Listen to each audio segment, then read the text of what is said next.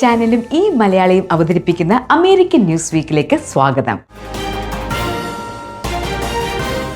സമൂഹത്തിൽ പ്രയാസം അനുഭവിക്കുന്നവരെ ഹൃദയത്തോടെ ചേർത്ത് നിർത്തി അവർക്ക് സമാശ്വാസം പകരുന്ന മഹത്തായ ജീവകാരുണ്യ പ്രവർത്തനത്തിന് പ്രാമുഖ്യം നൽകിക്കൊണ്ടുള്ള ഫോമ കേരള കൺവെൻഷന്റെ ഒരുക്കങ്ങൾ പൂർത്തിയായെന്നും കൺവെൻഷൻ ചാരിറ്റിയുടെ ചരിത്രമാകുമെന്നും കൺവെൻഷൻ ചെയർമാനും ഷിക്കാഗോയിലെ സാമൂഹിക സാംസ്കാരിക ജീവകാരുണ്യ രംഗത്ത് തിളങ്ങുന്ന പൊതുപ്രവർത്തകനുമായ പീറ്റർ കുളങ്ങര പറഞ്ഞു.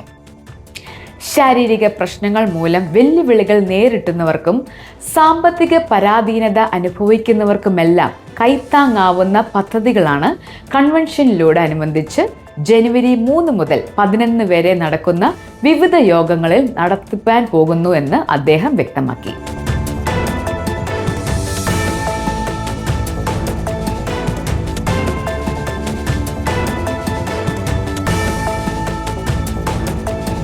അമേരിക്കൻ ന്യൂസ് വീക്കിന്റെ ഈ സെഗ്മെന്റ് ഇവിടെ പൂർണ്ണമാകുന്നു.